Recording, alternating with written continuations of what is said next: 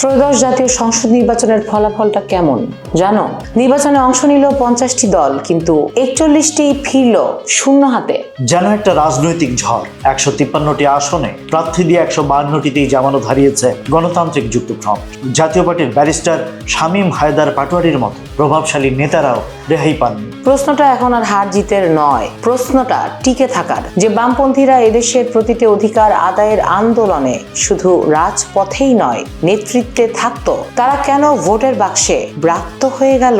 জাতীয় পার্টি কি শুধুই ক্ষমতার দোসর হয়ে নিজেদের স্বকীয়তা হারিয়ে ফেলল? আজ এই সব জটিল প্রশ্নেরই উত্তর খুঁজবো আমরা।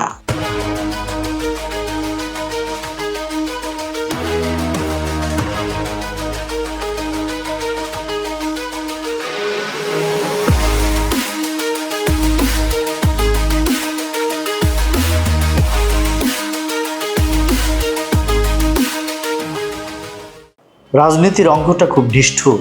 বাম দলগুলো বুদ্ধিবৃত্তিক চর্চায় দারুণ হলেও গ্রামাঞ্চলে তাদের শিকড় ক্রমেই আলগা হয়ে যাচ্ছে। ভোটের মাঠে এখন জনসম্পৃক্ততা মানে কি শুধুই বড় বড় ভাষণ, নাকি মানুষের পকেটের খবর রাখাটাও জরুরি? এখানে আমার একটু দ্বিমত আছে। সিপিবি সভাপতি সাজ্জাদ জহির চন্দন কিন্তু বলছেন তাদের লড়াইটা শুধু ভোটের জন্য নয়, সমাজ পরিবর্তনের জন্য। কিন্তু প্রশ্ন হলো, সমাজ পরিবর্তনের কারিগররা যদি সংসদে যেতেই না পারেন, তবে কি সেই আদর্শ শুধু বইয়ের পাতায় আর প্রেস রিলিজেই সীমাবদ্ধ থাকবে না? তবে ব্যারিস্টার শামীম হায়দারের ইঞ্জিনিয়ারিং এর অভিযোগটাও কিন্তু উড়িয়ে দেওয়া যায় না। তার মতে পরিবেশটা ছিল অসম, কিন্তু রাজনীতিতে তো অনুকূল পরিবেশ কেউ প্লেটে সাজিয়ে দেয় না। ছোট দলগুলো কি তবে বড় জোটের ছায়াতলে থাকাটাকেই এখন নিয়তি বলে ধরে নিচ্ছে?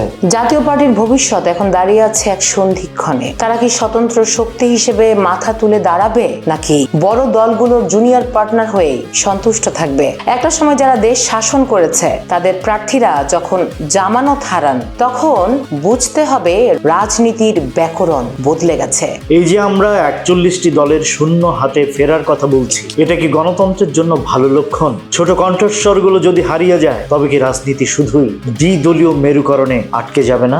ছোট প্রাণ, ছোট ব্যথা, ছোট ছোট দুঃখ কথা, এই ছোট দলগুলোই কিন্তু বিকল্প চিন্তার খোরাক জোগাতো। এখন বিকল্পের জায়গা কি শুধুই জোটের সমীকরণে বন্দী, নাকি নতুন কোন শক্তির উত্থান অনিবার্য?